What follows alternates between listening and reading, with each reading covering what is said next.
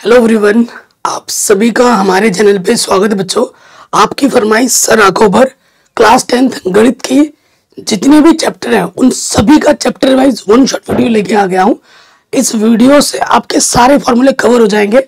मैं आपसे हाथ जोड़ के निवेदन करता हूं, वीडियो को लाइक जरूर कर देना और शेयर जरूर करना है, और हाँ, नोट्स जरूर बना लेना। बाकी डिस्क्रिप्शन में मैंने सब कुछ पढ़ा रखा है, एक बार डिस्क्रिप्शन जरूर चेक कर लेना वीडियो के एंड में। चलिए वीडियो को स्टार्ट कर दे। सबसे पहला चैप्टर आ जाता है हमारा वास्तविक संख्या। ठीक है, वास्तविक संख्या, इसके बारे में हम पढ़ेंगे। तो देखो, संख्या है तो संख्या के बारे में जानना जरूरी है।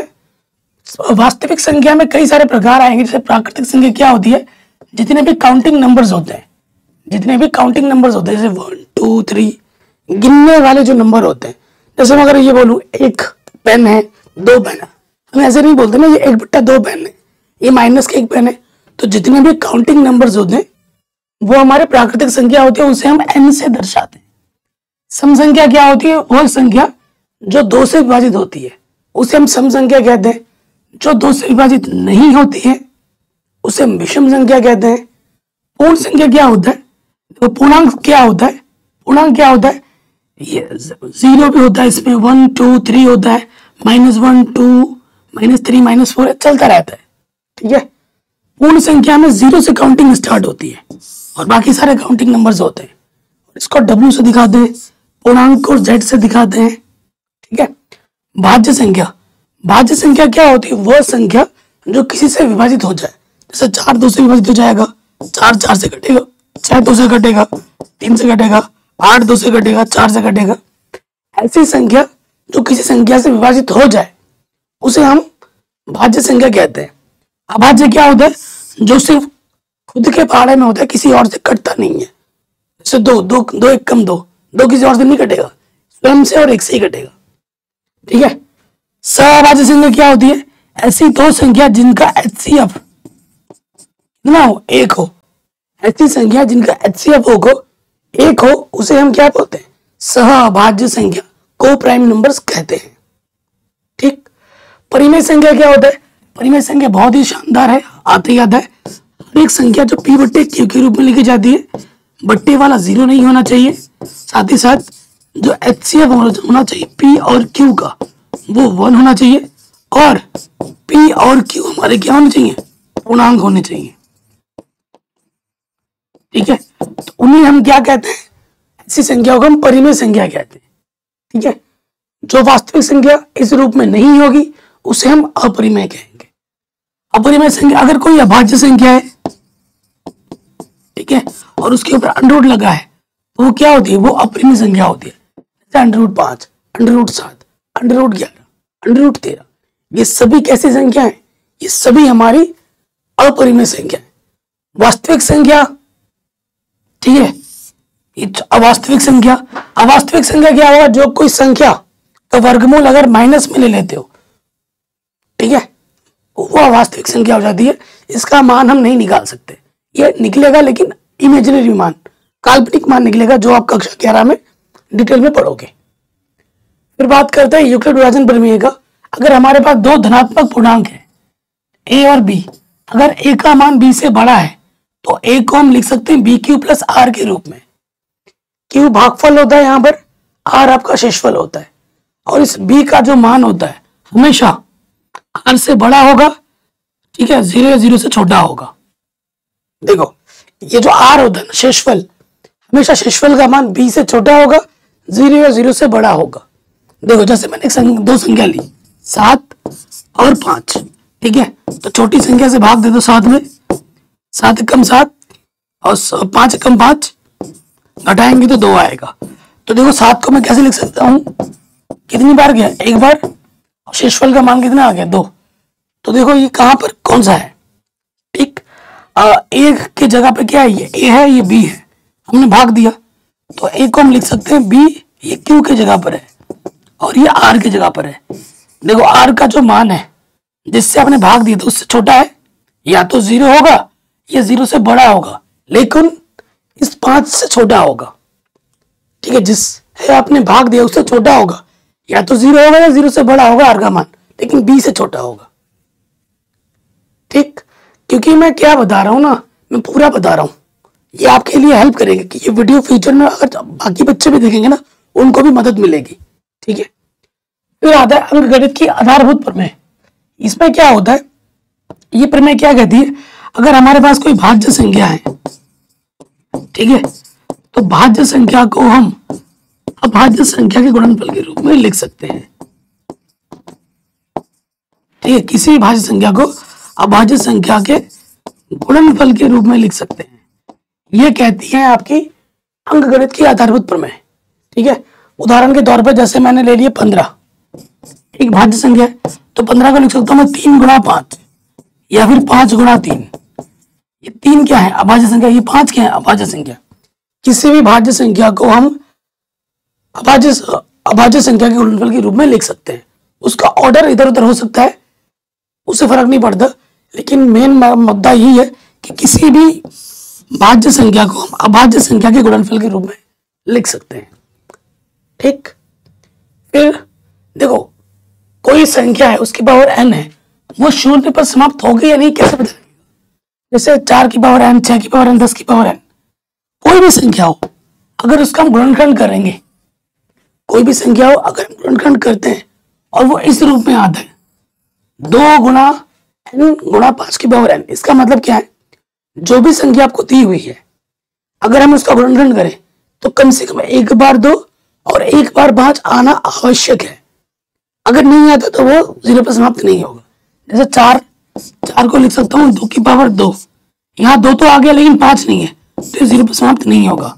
6 का देखो, 6 को लिख सकते हैं 2 गुणा 3, यहाँ 2 आ गया लेकिन 5 नहीं है, तो ये भी 0 पर समाप्त नहीं होगा। 10 को लिख सकते हैं 2 गुणा 5, तो देखो इसमें 2 भी है 5 भी है, ये 0 पे समाप्त हो जाएगा। ठीक है जी, तो ये प्रश्न भी आपका आराम से, मतलब ये सूत्र भी आपका आराम से आ गया। उसके बाद और एक चीज क्या है कि HCF और LCM में क्या संबंध है, कि दो संख्याओं का जो गुणनफल होता है किसके बराबर होता है, HCF गुणा LCM के बराबर होता है। इस पर प्रश्न आएगा ही आएगा। ठीक है, कि दो संख्याओं का जो गुणनफल होता है वो HCF गुणा LCM के बराबर होता है। इस पर प्रश्न आपको देखने को जरूर मिलेगा। अगला शांत अशांत के लिए, अगर हमारे पास कोई परिमेय संख्या है जो कि P/Q के रूप में है और हम पता करना चाहते हैं कि बिना भाग दिए कि ये शांत हो गया अशांत, तो हमें क्या लेना होता है, हमें बस हर का, हमें क्या करना होता है, हर का गुणनखंड करना होता है नीचे वाले का। अगर नीचे वाले का गुणनखंड 2 गुणा 2 गुणा 2 के रूप में आता है, यानी कि 2 की पावर n रूप में आता है, तो क्या होगा, शांत। अगर 5 गुणा 5 गुणा 5 के रूप में आता है, सिर्फ 5 5 है, तो भी शांत होगा। 2 भी है 5 भी है, तब भी क्या होगा, शांत होगा। 2 है 5 है और कोई अन्य संख्या है जैसे कि 3 7 11 13 कुछ और भी सा है 2 और 5 के साथ, तब क्या होता है, अशांत होता है। तब क्या होता है, अशांत होता है। ठीक है जी, सिंपल पे मैं लिख दी, ये शांत की 3 कंडीशन है और ये अशांत के लिए है। 2 भी है 5 भी है और उसके साथ कोई अन्य संख्या आ जाती है तो अशांत होगा। अगर सिर्फ 2 नहीं है 5 भी नहीं है, सिर्फ अन्य संख्या है, तब भी अशांत होगा। ठीक है, ये ध्यान रखना। अब आते हैं चैप्टर नंबर 2, बहुपद। ठीक है भाई, वीडियो को लाइक कर दो, कंजूसी मत करो। अगर आपको बुरा लग रहा है तो डिसलाइक कर सकते हो, लेकिन इतने मेहनत से बना रहा हूं आपके लिए, सारे कंटेंट तैयार करता हूँ यार, लाइक करने में कंजूसी क्यों करते हो? लाइक कर दिया करो, शेयर कर दिया करो, है ना, इससे अच्छा मोटिवेशन मिलता है अच्छा काम करने के लिए। देखो, बहुपद होने की 3 शर्त होती है। ठीक है, पहला क्या होता है कि पद हमारे सीमित होने चाहिए। दूसरा क्या है कि उसके जितने भी गुणज है वो वास्तविक होने चाहिए। और चर की जो घात होती है, यहाँ धान लिखा है घात, वो एक प्राकृतिक संख्या या फिर आप बोल सकते हो पूर्ण संख्या होनी चाहिए। ठीक है, जैसे मैंने एग्जांपल लिया है, ये ऊपर वाला बहुपद है, नीचे वाला बहुपद नहीं है। क्यों ऊपर वाला बहुपद क्यों है? पद सीमित होने चाहिए, 1 2 3। सीमित का मतलब है जिसे आप गिन के लिख पाओ। अगर करोड़ अरब भी है ना तो सीमित है, अगर डाइजेस्ट करके छोड़ दिया तो सीमित नहीं है। ठीक है, 3 पद है, पद सीमित हो। गुणज वास्तविक हो, गुणज के 2 5 3, प्लस के माइनस से कुछ भी लेना देना नहीं है, गुणज भी वास्तविक है। उसके बाद x की जो घात है, 1 2 प्राकृतिक संख्या या फिर पूर्ण संख्या होनी चाहिए? बिल्कुल है। तो तीनों कंडीशन को उसने संतुष्ट किया, तो ये वाला क्या हो जाएगा? बहुपद हो जाएगा। ये वाला देखो बहुपद है कि नहीं, चेक कर दे। यहां से देखो, पद 1 2 3 4, 4 पद, पद सीमित हो, फिर गुणज वास्तविक हो, 3 2, इसका गुणज कुछ नहीं तो 1, और ये √3, ये वास्तविक संख्या है। ठीक है जी। उसके बाद x की घात 4, x की घात 2, x की घात 1/2 आ गया। 1/2 पूर्ण संख्या नहीं होती है, नहीं प्राकृतिक संख्या होती है, तो इसने इस नियम को मना कर दिया। 3 में से कोई भी एक नियम मना होगा तो वो क्या होगा? वो नहीं होगा आपका क्या? बहुपद। तो बहुपद क्या होता है, नहीं होता है, वो पता चल गया। बहुपद के प्रकार, अगर शून्य बहुपद, सबसे पहला क्या है? शून्य बहुपद। शून्य बहुपद क्या होता है? शून्य को हम शून्य बहुपद कहते हैं। अचर बहुपद, अचर बहुपद संख्याओं को कहते हैं, कोई भी संख्या शून्य को छोड़कर, उसे हम क्या कहते हैं? अचर बहुपद। जो शून्य बहुपद होता है उसकी घात शून्य होती है, और अचर बहुपद की भी घात क्या होती है? शून्य होती है। ये अपने दिमाग में डाल लो, ऑब्जेक्टिव क्वेश्चन बन सकते हैं। देखो जो कॉन्सेप्ट वाले चीज होते हैं ना, उस पर ऑब्जेक्टिव क्वेश्चन बन जाते हैं, तो उसका ध्यान रखो। रैखिक बहुपद क्या होता है? ऐसा बहुपद x की घात कितनी होती है? 1 होती है, ये इसका व्यापक रूप है। x की अधिकतम घात यहाँ होगी, और कोई भी बहुपद हो उसके सामने का जो गुणज होता है वो 0 नहीं होना चाहिए। x के सामने का जो गुणज है उसका मान कभी 0 नहीं होना चाहिए। जितनी अधिकतम घात होगी उतने ही शून्यक होते हैं। रैखिक बहुपद है, घात 1 है, तो शून्यक भी इसका 1 ही होगा, शून्यक भी इसका 1 ही होगा। द्विघात बहुपद, द्विघात में x की अधिकतम घात कितनी होती है? 2 होती है, और इसके सामने वाला का मान कभी भी 0 नहीं हो सकता। इसके 2 गुणज निकलते हैं। ठीक है, अगर इसका शून्यक अल्फा और बीटा है तो श्रीधराचार्य नियम से भी निकाल सकते हो, गुणनखंड विधि से भी निकाल सकते हो। अगर इसके 2 शून्यक है ना, अल्फा और बीटा, तो शून्यकों का योगफल क्या होता है? अल्फा प्लस बीटा किसके बराबर होता है? -b/a के बराबर। b क्या है? x का गुणज। a क्या है? x² का गुणज। c क्या है? अचर पद। ठीक है, इस पर क्वेश्चन आएगा ही आएगा, ये मेरी गारंटी है। इस टॉपिक पे क्वेश्चन आएगा ही आएगा। और शून्य का गुणनफल का सूत्र क्या होता है? अल्फा गुणा बीटा। अल्फा गुणा बीटा बराबर होता है c/a। ठीक, और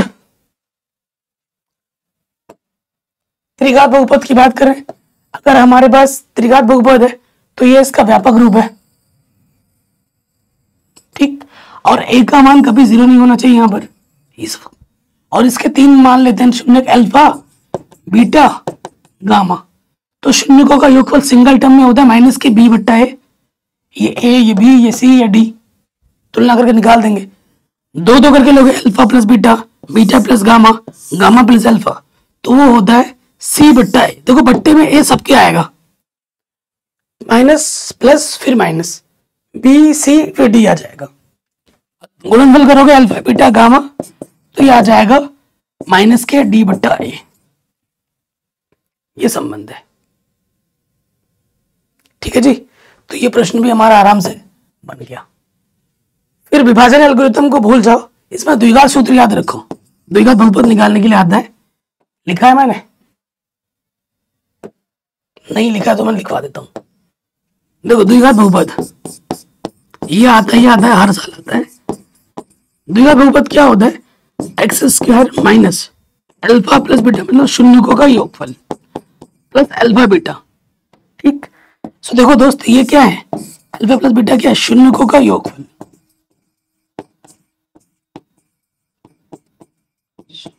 ठीक है जी, शून्यकों का योगफल। अल्फा गुणा बीटा क्या है? शून्यकों का गुणनफल।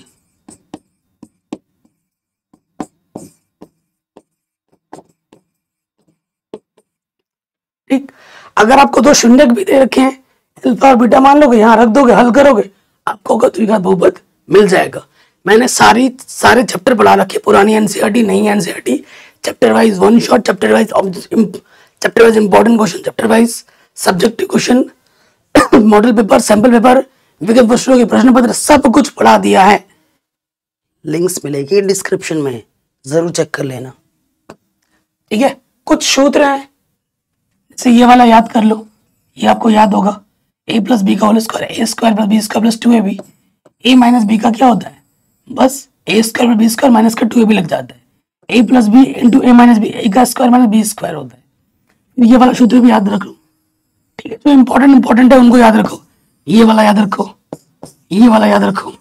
बाकी जिनकी जरूरत नहीं है, इन सब की हमें जरूरत नहीं है। कक्षा 10 में जो मैंने डब्बे बना दिए इनकी जरूरत है, इनको याद रखना है, ठीक। फिर ये सब भूल जाओ, ये सब हमें जरूरत नहीं पड़ेगी इनकी। अगला जो चैप्टर है वो है दो चर वाले रैखिक समीकरण युग्म। इसका देखिए, इसमें क्या है, एक रैखिक समीकरण युग्म को, जैसे कि ये वाला होगा a1 x plus b1 y plus c1 बराबर 0। दूसरा समीकरण होगा a2x plus b2y plus c2 बराबर 0। ऐसे अगर आपको दो समीकरण दे रखे हैं तो उनको हल करने के दो विधियां आपके सिलेबस में, तो ग्राफीय विधि है और इस पर प्रश्न आएगा ही आएगा, ग्राफ से हल करने के लिए आएगा ही आएगा बड़े नंबर में। और दूसरा है बीजगणितीय विधि, जिसमें 3 सूत्र होती है। 3 सूत्र क्या होता है, प्रतिस्थापन विधि, सब पढ़ा रखा है, प्रतिस्थापन विधि, फिर है विलोपन विधि, और अगला है लास्ट वज्रगुणन विधि। वज्रगुणन आपके सिलेबस में नहीं है तो नहीं आएगा, हालांकि मैंने सिखा रखा है, ठीक है।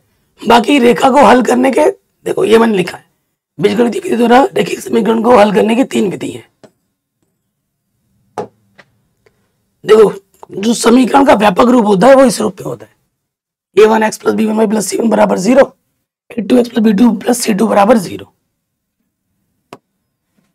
अब ये जो ग्राफ मैंने आपके सामने रखा है, ये मोस्ट इंपॉर्टेंट है, मोस्ट इंपॉर्टेंट है। इसमें से प्रश्न आएंगे ही आएंगे, ठीक है। तुलना करना आपको आता ही होगा। जैसे मेरे पास समीकरण है 2x प्लस 3y प्लस का 2 बराबर 0, और एक है x माइनस के y अंडर रूट 3 बराबर 0। ये पहला समीकरण है, ये मेरा दूसरा समीकरण है, ठीक। अगर मुझे तुलना करना है समीकरण से, तो कैसे निकालूंगा, पहले वाले से। a1 का मान कितना है 2, b1 का मान है 3, गुणे से लिखते हैं, c1 का मान है 2, ठीक। फिर इस वाले में देखोगे a2 का मान कितना है, x का गुणज कुछ नहीं तो 1, b2 का मान क्या है, y का गुणज कुछ नहीं तो 1, चिन्ह क्या है माइनस, और c2 क्या है माइनस के अंडर रूट 3, ठीक है। ये a1 b1 c1, ये a2 b2 c2। तुलना करोगे, अगर a1 बट्टा a2 का मान b1 बट्टे b2 के बराबर नहीं आता है तो क्या होता है, प्रतिच्छेद करती है रेखा होती है, एक बिंदु पे प्रतिच्छेद करता है, इसलिए इसका केवल एक हल होता है, जिसे हम अद्वितीय हल भी कहते हैं। क्या कहते हैं, अद्वितीय हल, ठीक। एक हल होगा तो उसे अद्वितीय हल कहेंगे, और जब हल होता है उसे हम संगत कहते हैं, और जब हल नहीं होता है उसे हम असंगत कहते हैं। अगर तीनों मान बराबर आ जाए तो संपाती रेखा कहते हैं। जैसे एक रेखा गई, इसी के ऊपर दूसरी रेखा गई, एक के ऊपर एक रेखा गई, अनंत बिंदु पर टच करेगी, अनेक हल होते हैं, और ये भी संगत होता है, ठीक। उल्टी आ रही है मुझे। अगर a1 बट्टा a2 का मान b1 बट्टे b2 के बराबर हो जाए, परंतु वो c1 बट्टे c2 के बराबर नहीं होगा, तो समांतर होगी। ये पहली रेखा है और ये दूसरी रेखा है, कभी आपस में प्रतिच्छेद नहीं करती है, इसलिए समांतर रेखा होती है, और इसका कोई हल नहीं होता, और हल नहीं है तो असंगत है, ठीक है। आगे बढ़ते हैं। अगला जो है द्विघात समीकरण, ठीक। मैं बिना किसी टाइम वेस्ट के फटाफट सूत्र बता रहा हूं समझाते हुए। सबसे पहले द्विघात समीकरण का जो व्यापक रूप होता है वो होता है ax plus B square bx square plus bx plus c बराबर 0, जहां इस a का मान क्या नहीं होना चाहिए, 0 नहीं होना चाहिए। x की अधिकतम घात कितनी है, 2 है, तभी इससे द्विघात समीकरण कह रहे हैं। और इसके कितने मूल होंगे, 2। x की जितनी घात होती है उतने ही मूल होते हैं। इसको हम हल कर सकते हैं गुणनखंड विधि से, पूर्ण वर्ग बनाने की विधि से, द्विघाती सूत्र से।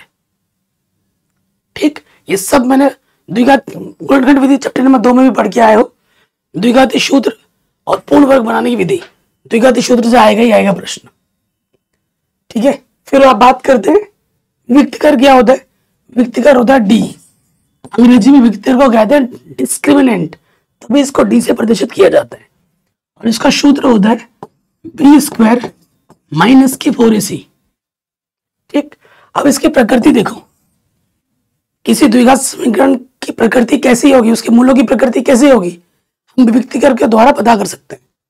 अगर विविक्तकर का मान 0 से बड़ा आता है, यानी कि पॉजिटिव धनात्मक आता है, तो दो भिन्न मूल होंगे और वास्तविक मूल होते हैं।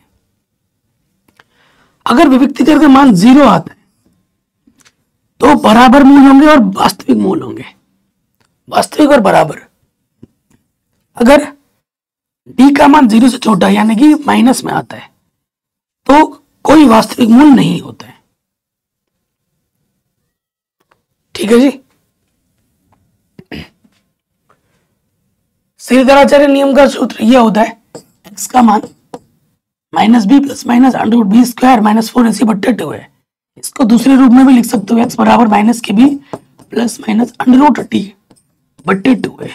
ये क्या है, ये डी का सूत्र है, विविक्तकर का सूत्र है, इस रूप में भी याद कर सकते हो। ठीक है, ये भी आपका आराम से बन गया। अगला जो चैप्टर है वो आपके समांतर श्रेणियां। इस चैप्टर के सूत्र 2 या 3 सूत्र हैं। देखो, समांतर श्रेणी में क्या होता है, जैसे एक समांतर श्रेणी है एपी 2 4 6 8। ये मैंने एक एग्जांपल ले लिया सिंपल सा। ये मेरा एपी का प्रथम पद, द्वितीय पद, तृतीय पद, चतुर्थ पद। एपी क्या होता है, पदों के बीच का अंतर क्या होना चाहिए, समान। पदों के बीच का अंतर क्या होना चाहिए, समान। डी का मतलब क्या होता है, सार्वंतर। तो सार्वंतर क्या होता है, सार्वंतर डी बराबर होता है कि द्वितीय पद में से प्रथम पद को घटा दो और सभी सर्वांतर बराबर होने चाहिए। ठीक है, एपी के एनवें पद का सूत्र क्या होता है, एन बराबर A plus N minus 1 into D. A आपका क्या होता है, प्रथम पद, एन क्या होता है, पदों की संख्या, और डी क्या होता है, सार्वंतर। एक और एक सूत्र भी है हमारे पास, जैसे आपको निकालना क्या है, 5वां पद निकालना है a5, तो 5 से कम कर दो, a प्लस 4d हो जाता है। जैसे आपको 11 पद निकालना है a11, तो एक कम कर देंगे a प्लस 10d। जैसे आपको 16 पद निकालना है a16, तो एक कम कर दो a प्लस 15d। अगर हमें कोई पद निकालना है तो उसके लिए हमें प्रथम पद और सार्वंतर का पता होना अनिवार्य है, अन्यथा हम वो पद नहीं निकाल सकते। ठीक है, फिर आ जाओ प्रथम n पदों का योगफल। तो n पदों का योगफल Hn बराबर क्या होता है, Hn बराबर क्या होता है, n बट्टे 2 2a plus n minus 1 into D. n क्या है, d क्या है, सब पता है हमें। अगर किसी एपी में हमें अंतिम पद l मालूम हो, जैसे मैं बता दूं एक एपी है 2 4 6 और आखिर का पद है 10, मुझे प्रथम पद भी मालूम है और मुझे अंतिम पद भी मालूम है। प्रथम पद ए, अंतिम पद को एल बोलो या फिर ए एन बोलो, बात एक ही है। तो उस स्थिति में सूत्र क्या होता है, एन बराबर एन बट्टे 2 ए प्लस एन। एन लिखो या एल लिखो, बात एक ही है। ठीक है, तो ये 3 सूत्र थे इसमें। अगला चैप्टर है त्रिभुज। त्रिभुज में कोई सूत्र नहीं है, सारे प्रमेय हैं। अगर आपको सारे प्रमेय आते हैं तो आपसे सारे क्वेश्चन आराम से बन जाएंगे। अगर आपको प्रमेय ही नहीं पता तो क्वेश्चन कहां से बनेंगे, है ना। तो प्रमेय का अच्छा ज्ञान होना चाहिए। कुछ प्रमेय है जिनको आपका प्रूफ भी आना चाहिए, क्योंकि उसका प्रूफ एग्जाम में आता है। जैसे पहला प्रमेय है, ठीक है, सबसे पहले जो प्रमेय आपको जानना जरूरी है, थेल्स का प्रमेय। समरूप त्रिभुज को पहले जान लेते हैं, उसके बाद बात करते हैं। 2 त्रिभुज आपस में समरूप कैसे होंगी, संगत भुजाएं बराबर हो और संगत भुजा का अनुपात समान हो, ये चीज होती है। सभी संगत कोण बराबर हो, सभी संगत भुजाएं एक ही अनुपात में हो, जिसे हम समानुपाती कहते हैं। ठीक है, उसके साथ साथ 3 प्रमेय है। प्रमेय 6.3, 6.4, 6.5। एंगल एंगल एंगल, अगर आपके पास 2 त्रिभुज है, दोनों त्रिभुजों के संगत कोण बराबर है, तो वो त्रिभुज क्या होगी? समरूप होगी। अगर 2 त्रिभुज है, ठीक है, जैसे एक त्रिभुज है, एक त्रिभुज है, इसका नाम ABC और इसका नाम है PQR। यह है 2, यह 4 और यह कितना लिखता हूं, 6, ये 12, यह 30, ये भी है 30। देखो 2 3 6 4 3 12, ठीक है, समान अनुपात में। और जो 2 भुजा जुड़ी हुई है उनके बीच का कोण ही बराबर होना चाहिए। ये भी 30 है और ये भी 30 है। ये नहीं कि ये भुजा और ये भुजा तो देखो बराबर है, परंतु अगर ये 30 है और ये 50 हो तब नहीं होता। अगर यहाँ पर 30 होता तब भी नहीं होता। यहाँ 30 होना जरूरी है, क्योंकि ये 2 भुजा और ये 2 भुजा आपस में समान अनुपात में, तो इन्हीं के बीच का कोण हमें बराबर चाहिए, कोई दूसरा नहीं। और उसके साथ साथ एस रूल होता है कि तीनों संगत भुजा का अनुपात बराबर हो। ठीक है, ये सब कुछ मैंने पढ़ा सिखा रखा है। चैप्टर वाइज मेरे वीडियो देखोगे ना, दावे के साथ आपको हर एक चैप्टर से प्यार हो जाएगा। ठीक है, आप एक बार मेरी वीडियो देखो, फिर आप खुद बोलोगे, मैं नहीं बोलूंगा। अगला जो प्रमेय है वो है थेल्स का प्रमेय। थेल्स का प्रमेय क्या कहता है?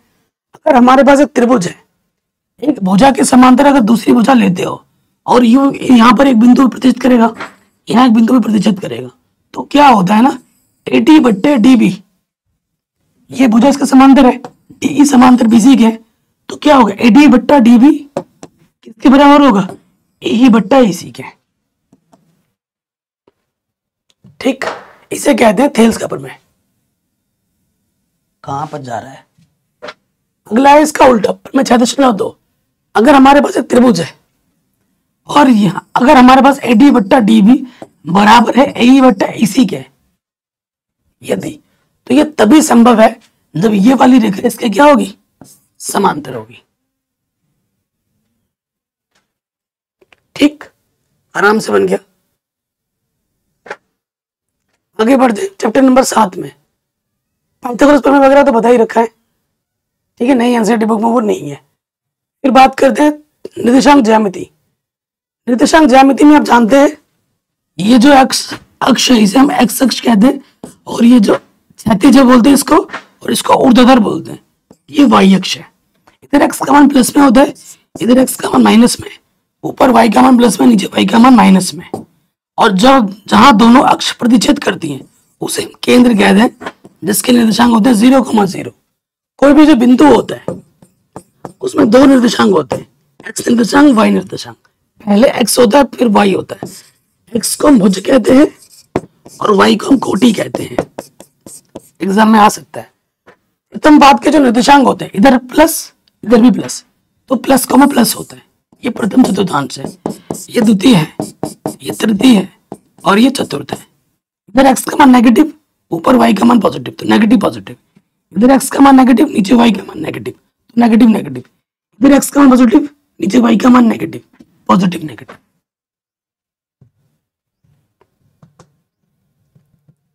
ठीक, ये भी हमारा आराम से बन गया।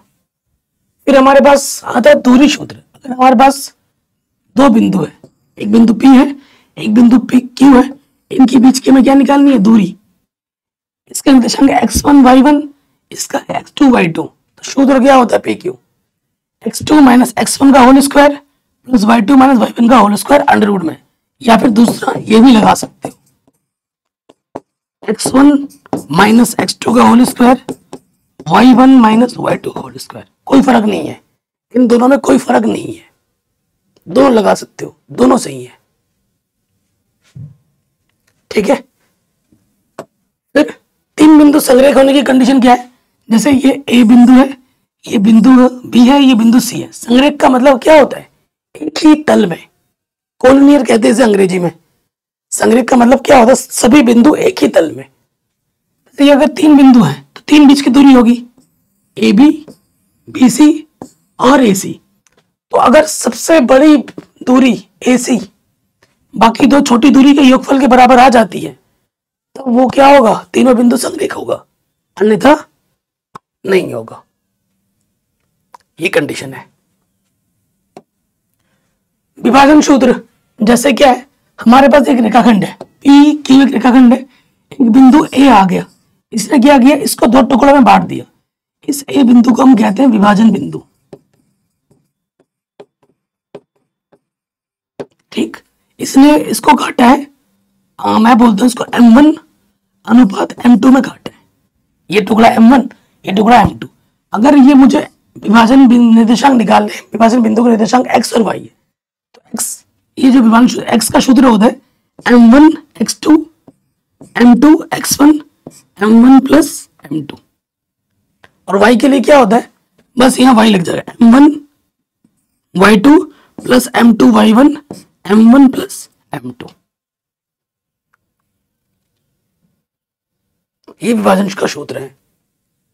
ठीक, आगे बढ़ते हैं। अगर मध्य बिंदु निकालना है, ये एक रेखाखंड P और Q और ये जो A है ये मध्य बिंदु है, बीचों बीच है, तो x निकालने का सूत्र क्या होगा, इसको और इसको जोड़ेंगे और आधा कर देंगे। y निकालने का सूत्र क्या होगा, इसको और इसको जोड़ेंगे और आधा कर देंगे।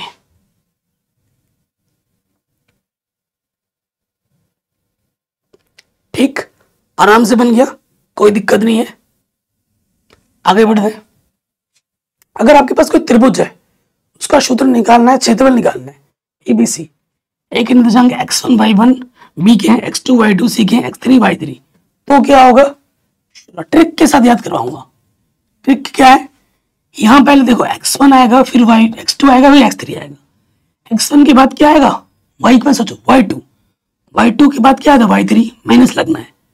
अब यहाँ y3 में खत्म हो तो y3 से स्टार्ट होगा, y3 के बाद क्या आता है y1, y1 में खत्म हुआ y1 से स्टार्ट होगा, y1 के बाद क्या आता है y2। ट्रिक ये याद करने का हुआ, 2 बार कॉपी में लिखो, ऑटोमेटिकली याद हो जाएगा। अगर आपके पास कोई त्रिभुज है और इसका आपको केंद्रक निकालना है, ठीक है, तो सूत्र क्या होता है, तीनों निर्देशांक को जोड़ दो।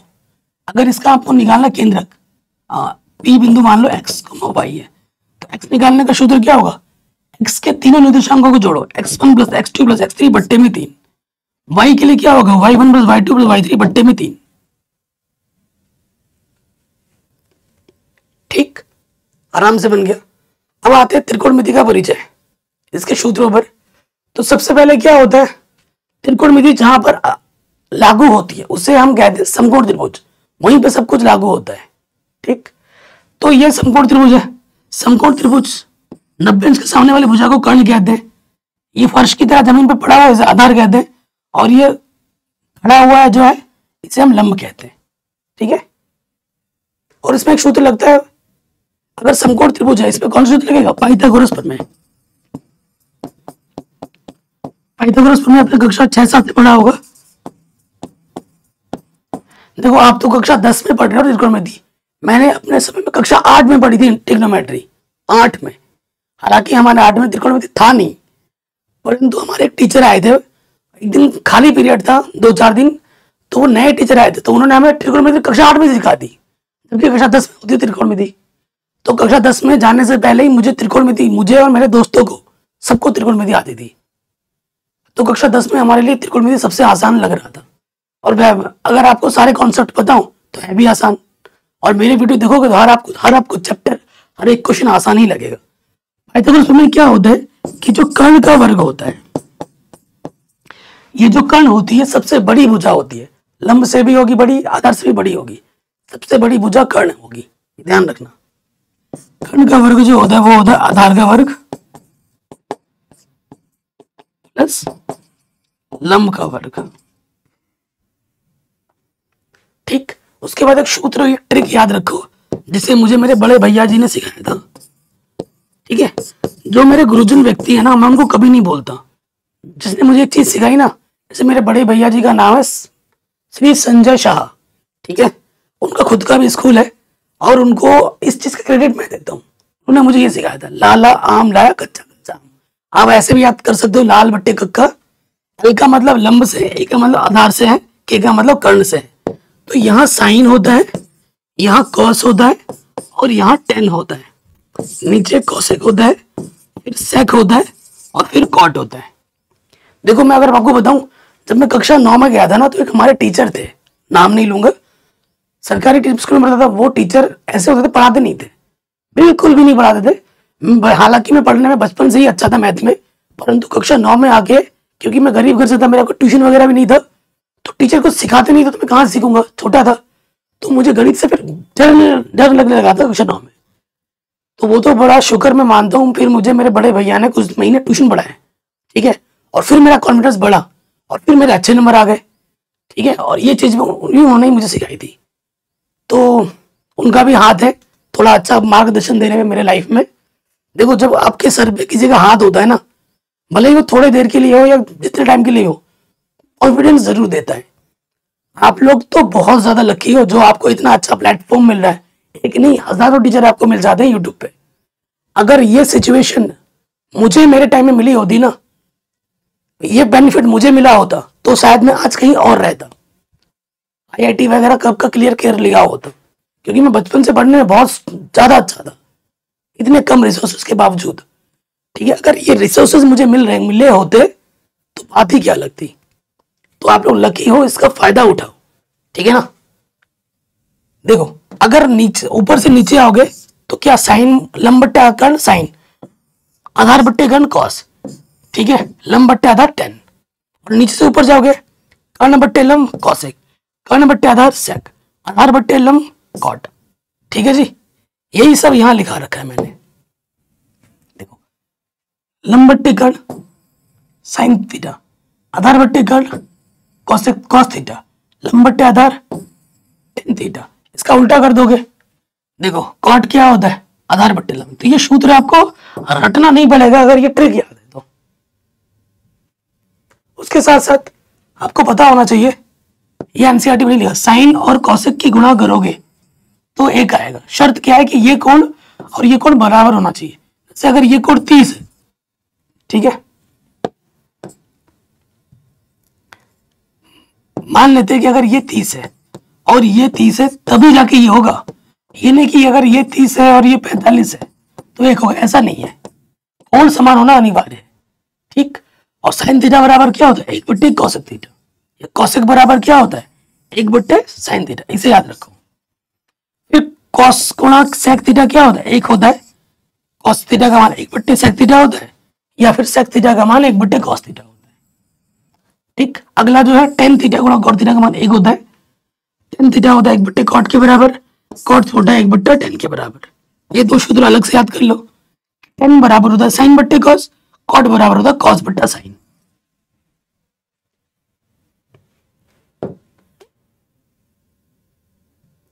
फिर त्रिकोणमितीय टेबल, इसे याद कर लीजिए। इसका मैंने ट्रिक भी समझा रखा है कैसे याद करते हैं, तो इसको तो आपको याद करना ही होगा, और इसका ट्रिक मैंने ऑलरेडी बता रखा है, ठीक है। आप ट्रिग्नोमेट्री टेबल ट्रिक लिख के हमारे चैनल का नाम लिख दोगे तो वीडियो सबसे टॉप में आ जाएगी, आप उसको देख सकते हो। उसके बाद साइन 90 माइनस थीटा क्या होता है, cos theta. Cos 90 minus theta sine theta, एक के साथ एक फ्री। टेन 90 माइनस थीटा क्या होता है, कॉट थीटा, ठीक। और कॉट 90 माइनस थीटा क्या होता है, टेन थीटा, इसके साथ ये वाला फ्री। कॉसेक 90 माइनस थीटा क्या होता है, सेक थीटा, और सेक 90 माइनस थीटा क्या होता है, कॉसेक थीटा। एक याद करोगे दूसरा ऑटोमेटिकली याद हो जाएगा। फिर ये सर्वशिमा याद कर लो, sine square theta plus cos square theta का मान 1 होता है, ठीक है। 1 प्लस टेन स्क्वायर थीटा का मान सेक स्क्वायर थीटा होता है। 1 प्लस कॉट स्क्वायर थीटा का मान कॉसेक स्क्वायर थीटा होता है। 3 सर्वशिमा है, इनको याद कर लो। ये सारे सूत्र हैं जो कि आपको चाहिए होगा त्रिकोणमिति 8वें और 9वें चैप्टर में। अगला चैप्टर आता है वृत्त। वृत्त क्या होता है, ये हमारा वृत्त का क्या हुआ, केंद्र हुआ। ये हमारी क्या हुई, परिधि हुई। ये जो लाल है इसे हम परिधि कहते हैं, बाउंड्री। परिधि को हम सी से दर्शाते हैं, सरकमफ्रेंस कहते हैं। केंद्र से परिधि तक की दूरी को हम त्रिज्या कहते हैं। और वृत्त की सभी त्रिज्याओं का मान समान होता है। ठीक, और व्यास क्या होता है? परिधि से परिधि को मिलाया परंतु केंद्र से होता हुआ जाए, उसे हम व्यास कहते हैं। यहां से लेकर यहां तक त्रिज्या है, यहां से लेकर यहां तक त्रिज्या है, तो जो व्यास का मान होता है त्रिज्या का 2 गुना होता है। जो व्यास को हम डायमीटर कहते हैं ना अंग्रेजी में, व्यास को डी से दर्शाते हैं, त्रिज्या को आर से दर्शाते हैं। तो जो व्यास का मान होता है वो त्रिज्या का 2 गुना होता है, या फिर आर जो होता है वो व्यास का आधा होता है। ठीक है जी, ये भी आ गया। उसके बाद प्रमेय 10.1 क्या कहती है? अगर हमारे पास ये वृत्त है, ये हमारी क्या वृत्त की स्पर्श रेखा है, इसने एक बिंदु पर टच करते हुए चला गया, और ये वृत्त की क्या है? त्रिज्या है। तो स्पर्श रेखा और त्रिज्या के बीच में 90 अंश का कोण बनता है। यह कहती है प्रमेय 10.1। फिर दूसरा प्रमेय क्या कहता है? अगर हमारे पास कोई वृत्त है और ये बाह्य बिंदु से हमने 2 स्पर्श रेखा खींची, तो इन दोनों स्पर्श रेखाओं की लंबाई आपस में क्या होती है? बराबर। पी क्यू बराबर पी आर होगा। ये आपकी प्रमेय 10.2 होती है। ठीक, फिर अगला आता है वृत्तों से संबंधित क्षेत्रफल। क्योंकि जो रचना वाला चैप्टर है उसका तो कोई सूत्र वूत्र है नहीं एनसीईआरटी में चैप्टर पहले 12 हुआ करता था, अब नहीं में 11 हो चुका है। तो सबसे पहले वृत्त के बारे में जानते हैं। पाई क्या होता है? पाई होता है परिधि और व्यास का जो अनुपात। पाई का मान प्रश्न में या तो 22/7 बोलेगा या 3.14 बोलेगा जरूर प्रश्न में कि किसका उपयोग करना है। ठीक है, पाई एक क्या है भाई? अपरिमेय संख्या, ये ध्यान रखना। अगर 22/7 लिखा हुआ है तो परिमेय है, अगर सिर्फ पाई लिखा हुआ है तो वो अपरिमेय है, ये ध्यान रखना। ये ऑब्जेक्टिव क्वेश्चन में आ सकता है। व्यास जो होता है वो त्रिज्या का 2 गुना होता है। अब परिधि जो होती है 2πr होता है, क्षेत्रफल πr² होता है। ठीक है, ये आपको छोटी कक्षाओं से ये सूत्र पता होगा। उसके बाद त्रिज्यखंड देख रहा होगा आप। त्रिज्यखंड क्या होता है? त्रिज्या के द्वारा काटा गया खंड त्रिज्यखंड है। ये जो पीला पीला छोटा टुकड़ा है, यहाँ पे जो कोण बनेगा उसे थीटा कहते हैं, और ये हमारी त्रिज्या होती है। ठीक है, पीला पीला है लघु, लघु मतलब छोटा, और ये सफेद सफेद जो है ये दीर्घ, दीर्घ मतलब बड़ा। तो लघु त्रिज्यखंड आपको निकालना है तो सूत्र क्या होता है? θ/360 गुणा πr²। और अगर आपको ये सफेद सफेद निकालना है कैसे निकलेगा? जब वृत्त में से छोटा वाला टुकड़ा काट के फेंक दोगे तो सफेद सफेद बचेगा, यानी कि वृत्त का क्षेत्रफल में सबको क्या घटाना है? लघु त्रिज्यखंड का क्षेत्रफल घटा देना है। वृत्त का क्षेत्रफल क्या होता है? πr², और लघु का सूत्र ये होता है θ/360 - πr²। अगर आपसे बोले वृत्त का क्षेत्रफल, अर्धवृत्त का क्षेत्रफल निकालो, आधे का क्षेत्रफल निकालो, तो वो क्या होता है? πr²/2। वृत्त का क्षेत्रफल का आधा, अर्धवृत्त। चतुर्थांश निकालो तो πr²/4। चतुर्थांश का मतलब चौथा हिस्सा, 4 से भाग दे देंगे। और उसके बाद अगर आपसे बोले चाप निकालो, ठीक है, चाप की लंबाई निकालो। जैसे ये चाप है यहां से लेकर यहां तक, इसकी लंबाई अगर निकालनी है तो सूत्र होता है θ/360 2πr। चाप कहां पे आता है? परिधि पे आता है, और परिधि का सूत्र क्या होता है? 2πr। फिर आता है वृत्तखंड। वृत्तखंड कैसे पता लगेगा? जीवा के द्वारा काटा गया खंड वृत्तखंड कहलाता है। ये हमारी क्या है? जीवा। जीवा किसे कहते हैं? परिधि से परिधि को मिलाए परंतु केंद्र से होता हुआ ना जाए। परिधि से परिधि को मिला रहा, केंद्र से होता हुआ नहीं जा रहा है, तो उसे जीवा कहते हैं। और वृत्त की सबसे बड़ी जीवा का नाम क्या है? व्यास। ये भी पता होना चाहिए। तो देखो, ये छोटा टुकड़ा है और ये बड़ा टुकड़ा है। छोटे वाले को लघु बोलते हैं। ये निकालो कैसे? इनके बीच का कोण थीटा है। सो अगर मुझे ये लघु निकालना है, कैसे निकलेगा? त्रिज्यखंड के क्षेत्रफल में से जब मैं त्रिभुज क्षेत्रफल सफेद वाला घटा दूंगा तो मुझे ये नीला नीला मिल जाएगा। और ये त्रिज्या है, ये त्रिज्या है, तो ये कैसे त्रिभुज है? समद्विबाहु त्रिभुज है। तो इसका सूत्र होता है, अगर लघु निकालना है ना तो इसका सूत्र क्या होता है? θ/360 गुणा πr² त्रिज्यखंड। और ये समद्विबाहु त्रिभुज है तो इसका सूत्र होता है 1/2 आर स्क्वायर साइन थीटा। तो यहां से आर स्क्वायर और यहां से आर स्क्वायर वनिश ले लिया, यहां से बचेगा थीटा बट्टी 60 गुणे में भाई, और यहां से बचेगा 1/2 साइन थीटा। इसे याद कर लेना। अगला, अगर आपको ये सफेद सफेद निकालना है, ठीक है, अगर इसको मैं मिटा दूं, थोड़ा सा ये मिटा दूं, अब मैंने को सफेद सफेद निकालना है, मतलब यहां से लेकर यहां तक मुझे अगर निकालना है तो क्या करना होगा, वृत्त के क्षेत्रफल में से मुझे ये नीला नीला घटा देना है, तभी ये सफेद हिस्सा मुझे मिलेगा। तो क्या होगा, वृत्त का क्षेत्रफल माइनस लघु वृत्तखंड का क्षेत्रफल। वृत्त का क्षेत्रफल का सूत्र क्या होता है, पाई आर स्क्वायर, और लघु वृत्तखंड का ऊपर आप निकालोगे वो यहां से माइनस कर देना है। ठीक, तो यहां से आपको आराम से मिल जाएगा।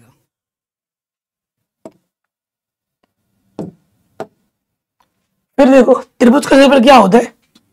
अगर आपका त्रिभुज यहाँ पर 90 अंश का कोण बना रहा है, ये आधार है और ये ऊंचाई है, तो उसका क्षेत्रफल होता है 1/2 आधार गुणा ऊंचाई। छोटी कक्षा में बड़ा होगा। अगर आपका समबाहु त्रिभुज है, तीनों भुजाएं बराबर है, तो उसका क्षेत्रफल होता है √3/4 भुजा का वर्ग। ठीक, ये भी आपको पता होगा।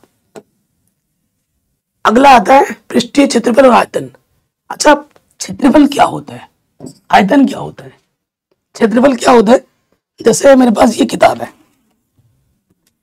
ठीक, इस किताब को मुझे कहीं रखना है, यहां पे रखा, तो ये किताब रखने के लिए जितनी जगह ये घेर रहा है, तो ये हुआ क्षेत्रफल उसका, जितनी जगह वो घेरता है। ठीक है, हमारे पास एक बाल्टी है, उस बाल्टी में कितना पानी आ सकता है, कितनी चीजें समाहित हो सकती है, वो हुआ आयतन। ठीक है, कई बच्चों को तो पता ही नहीं कि क्षेत्रफल का मतलब क्या है, आयतन का मतलब क्या है, तो ये होता है इसका मतलब। ठीक, सो देखो भाई, इसमें आ जाओ। सबसे पहले हम बात करेंगे घन। ठीक, घन क्या होता है, जिसकी लंबाई, चौड़ाई और ऊंचाई तीनों समान हो, उसे हम घन कहते हैं। अगर घन की भुजा हमारी a है, तो घन का आयतन होता है भुजा की घात 3। अगर मुझे घन का विकर्ण निकालना है, मुझे क्या निकालना है, घन का विकर्ण निकालना है, तो उसका सूत्र होता है √3 गुणा a। a क्या है, भुजा है। अगर मुझे घन का संपूर्ण क्षेत्रफल निकालना है, 6 गुणा भुजा का वर्ग। अगर मुझे वक्र क्षेत्रफल निकालना है, बाहर बाहर से निकालना है, वो होता है 4a²। संपूर्ण बोलेगा तो संपूर्ण वाला लगाना है, बाहरी वक्र बोलेगा, वक्र मतलब बाहर बाहर से, ठीक है, जहां जहां तक घेर रहा है, 4a²। वक्र को इसे लेटरल सरफेस एरिया भी कहा जाता है, वक्र। ठीक है, इसे याद कर लीजिएगा। फिर अगर घनाभ आता है, घनाभ क्या होता है, जैसे मेरे पास ये है, ठीक है, ये घनाभ है, देखो, ये इसकी चौड़ाई हुई, ये इसकी लंबाई हुई, और ये इसकी ऊंचाई हुई। ठीक है, पास लगे दिखाऊं, ये इसकी लंबाई, ये इसकी चौड़ाई, और ये इसकी ऊंचाई, तो ये हमारा घनाभ हो गया। ये लंबाई l, ये चौड़ाई b, और ये ऊंचाई h। तो घन का आयतन क्या होता है, लंबाई गुना चौड़ाई गुना ऊंचाई, LBH। घन का संपूर्ण क्षेत्रफल क्या होता है, 2LB + BH + HL। और अगर वक्र क्षेत्रफल बोले तो 2H ब्रैकेट में L + B। और अगर विकर्ण बोले, घन का विकर्ण निकालो, √ में L² + B² + H²। ठीक है, इसे लिख लीजिएगा। बेलन, देखो बेलन का यहां उल्टा बना है चित्र, ये है बेलन। ठीक है, बेलन को अंग्रेजी में सिलेंडर कहते हैं। बेलन क्या होता है, जिसकी बेलन की त्रिज्या होगी, बेलन की ऊंचाई होगी। ठीक, तो बेलन का पृष्ठीय क्षेत्रफल अगर बाहर बाहर से बोले पृष्ठीय क्षेत्रफल, तो उसका सूत्र होता है 2πRh। ठीक है, क्या होता है, 2πRh। और अगर आपसे बोले कुल पृष्ठीय क्षेत्रफल, देखो बाहर बाहर से तो क्या है, 2πRh है, और ऊपर से इधर से भी एक वृत्त है, इधर से भी एक वृत्त है। इस वृत्त, कितने वृत्त का क्षेत्रफल, 2 वृत्त का क्षेत्रफल, तो क्या हो जाता है, तो इसका सूत्र मैं लिखूंगा 2πRh, और दो वृत्त का क्षेत्रफल क्या होता है 2πr²। यहाँ से 2πr उभयनिष्ठ है, यहाँ से h बचेगा और यहाँ से r। तो बेलन का संपूर्ण क्षेत्रफल का सूत्र ये होता है 2πr ब्रैकेट में h + r। बेलन का आयतन का सूत्र ये होता है πr²h।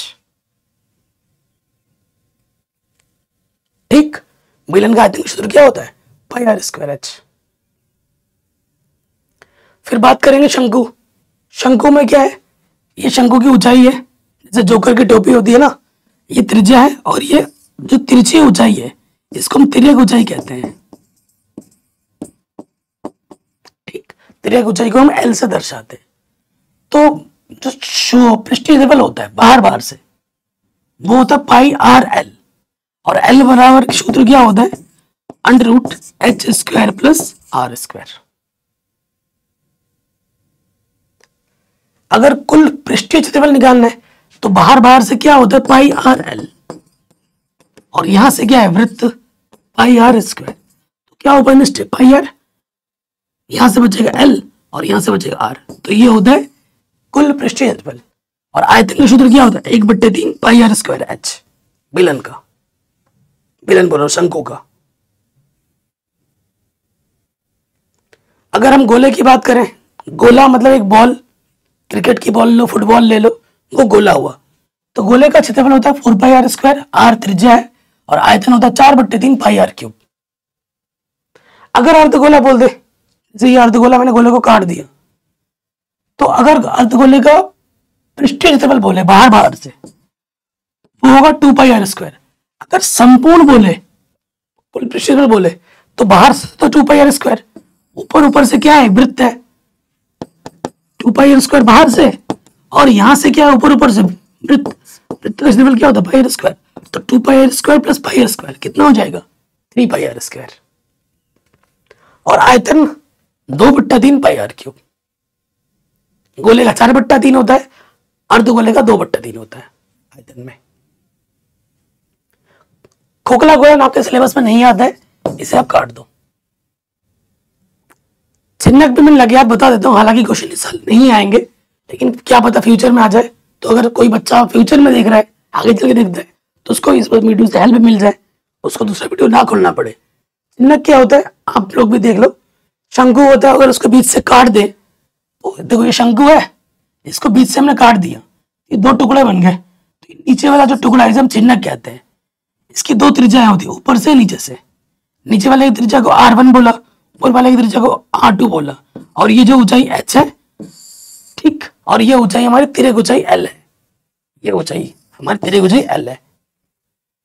तो अगर इसका चिन्हक का क्षेत्रफल निकालना है, कैसे पृष्ठीय क्षेत्रफल πr1, देखो शंकु का क्या होता है πrl होता है, तो यहाँ r की जगह पे आ जाएगा r1 + r2 πrl। उस हिसाब से आप याद कर सकते हो। तिर्यक ऊंचाई का सूत्र होता है l बराबर √ में h² + r2 - r1 का होल स्क्वायर। कुल पृष्ठफल की बात करें तो ये आएगा πr1 + r2l, और यहां से क्षेत्रफल, यहां से क्षेत्रफल, तो ये आ जाएगा। इसका क्या होगा πr1² और इसका क्या होगा πr2²। ठीक है, तो यहां से पाई उभयनिष्ठ आ गया। आयतन क्या होता है 1/3 πh, r1² + r2² r1 r2। 2-4 बार कॉपी में लिखोगे ऑटोमेटिकली याद हो जाता है। अब हम आते हैं सांख्यिकी में। सांख्यिकी में वैसे माध्यिका और बहुलक है, तो माध्यिका हर साल आता है। ठीक है, माध्यिका m बराबर निकालने का सूत्र होता है l प्लस में n/2 - cf बट्टे में f गुणा h। यहाँ पर ये सब चीजें होती है, ये याद रखने की जरूरत नहीं है, इसे याद मत रखो। ये क्या चीज है क्वेश्चन से ही पता लगता है, इसे याद करने में दिमाग मत वेस्ट करना। ठीक है, इसको याद रखो। ये चीज प्रश्न में कैसे क्या निकाला जाता है वो मैंने वहां पर बता रखा है, आप मेरी वीडियो देखो, आराम से हो जाएगा। इसे याद रखने की जरूरत नहीं है, ना ही लिखने की जरूरत है एग्जाम में, इसे याद रखना है बस। बहुलक, ये सूत्र बस याद रखो, इसे याद रखने की जरूरत नहीं है। l प्लस f1 - f0 बट्टे में 2f1 - f0 - f2 गुणे में h ऊपर। और माध्य निकालने के, देखो जब वर्ग अंतराल बिना वाला हो तो जितने भी x होते हैं उनको जोड़ते हैं और जितने संख्या होते हैं उससे भाग दे देते हैं। ये मैंने प्रश्न करा रखे हैं। और माध्य निकालने के 3 सूत्र और है ये वर्ग अंतराल में। सबसे पहला विधि है प्रत्यक्ष विधि।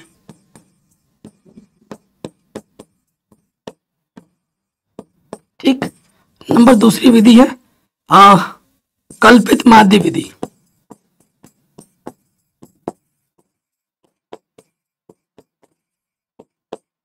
और तीसरी विधि है माध्य निकालने की पग विचलन विधि।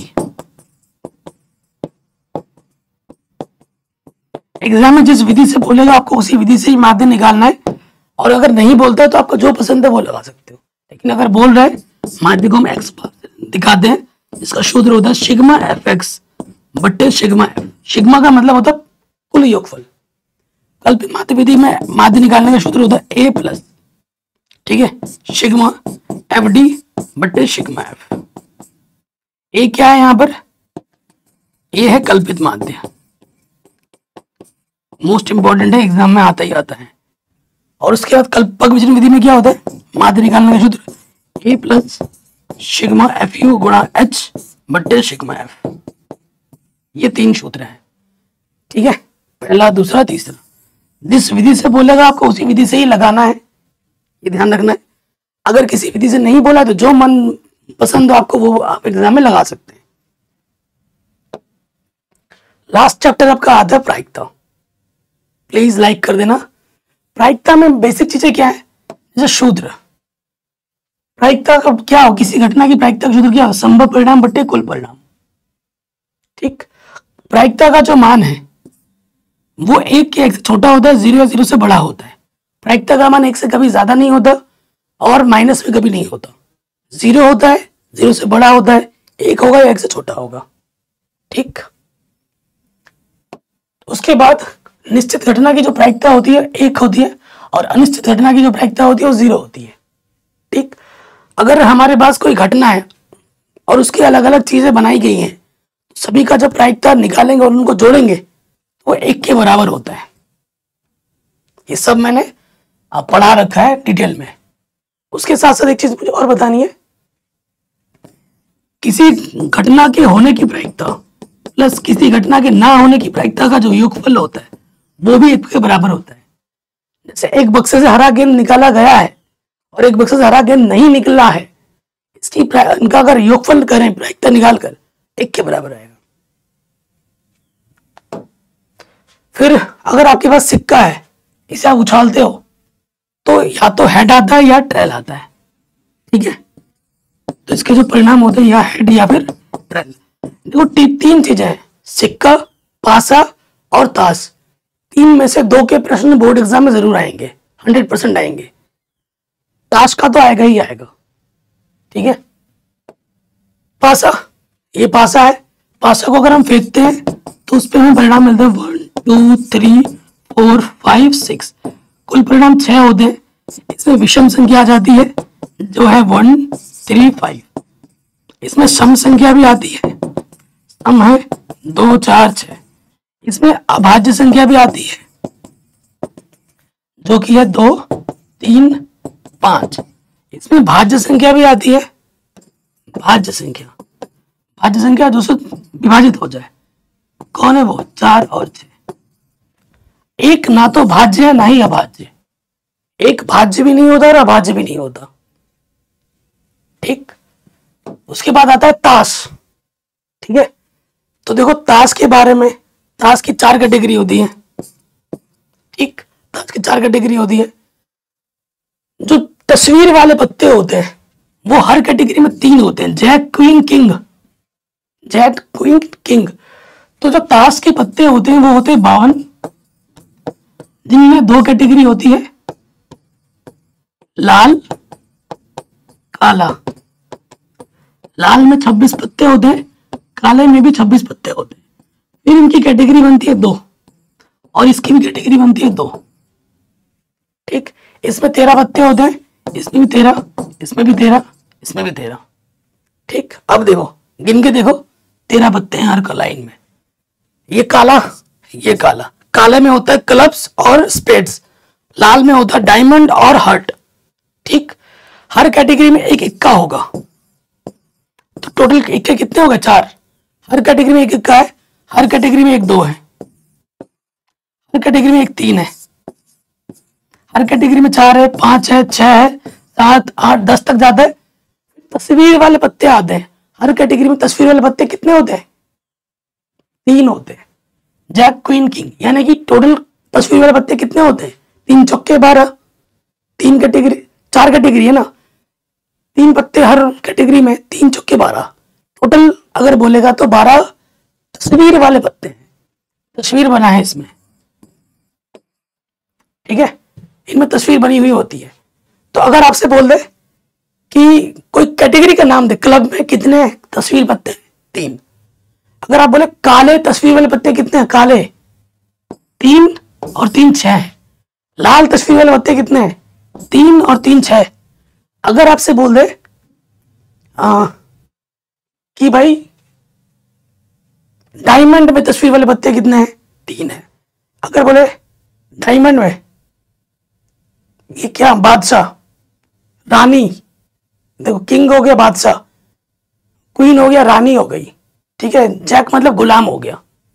गुलाम के पत्ते कितने होते हैं हर कैटेगरी में? जैक मतलब गुलाम, ठीक है, गुलाम, क्वीन मतलब रानी और किंग मतलब बादशाह। हिंदी में ये लिखा आएगा ना, तो ये चीज होती है। तो ये भी आपको पता लग गया। तो इस तरीके से सारे कॉन्सेप्ट मैंने आपको बता दिए, चित्र भी आपके सामने लगा दिया, खाली लिखवाने से नहीं होता है ना, तो ये भी है। तो देखो, गुलाम 4 होते हैं पूरे ताश की गड्डी में, क्वीन भी कितनी होती है? रानी 4 होते हैं पूरे गड्डी में, और बादशाह कितने होते हैं पूरे गड्डी में? 4। ठीक है, ये ध्यान रखना। और इस तरीके से ये जो 1 शॉट वीडियो में मैंने आपको सारे सूत्र बता दिए चैप्टर वाइज, सभी सूत्र। तो वीडियो बनाने में बहुत मेहनत लगा है, ये जो पीपीटी बनाने में बहुत समय लगा है, ठीक है। इस मेहनत के लिए एक लाइक तो जरूर कर देना, शेयर जरूर कर देना। बाकी चैप्टर वाइज मैंने सब कुछ पढ़ा रखा है मैथ में, आप जाके एक बार वीडियो देखिए, फ्री में बना रहा हूँ, मेरा कोई पेड कोर्स भी नहीं है। आप अभी तक सारा कुछ जो लोग पेड में पढ़ाते हैं ना, उनसे भी 100 गुना बेहतर कंटेंट में देता हूँ फ्री में। और ये मैं दावे के साथ बोलता हूँ, मैं किसी भी यूट्यूबर को चुनौती दे सकता हूँ मैं अपने कंटेंट से, ठीक है। किसी भी यूट्यूबर जो पेड कोर्स को लॉन्च कर रखा है, उसके कंटेंट से मेरा कंटेंट 100 गुना बेहतर होगा, जो कि मैं फ्री में दे रहा हूँ, फ्री में। बस मुझे बस एक चीज की लालच है, वो है आपका प्यार, आपका सपोर्ट। प्लीज इसको बनाए रखिए, चैनल बनाए तो सब्सक्राइब कीजिए और इस वीडियो को अपने दोस्तों से शेयर कीजिए, ठीक है। कमेंट में अपना नाम जरूर लिख देना। अपना ख्याल रखें, मिलते हैं आपसे नए वीडियो में। जय हिंद।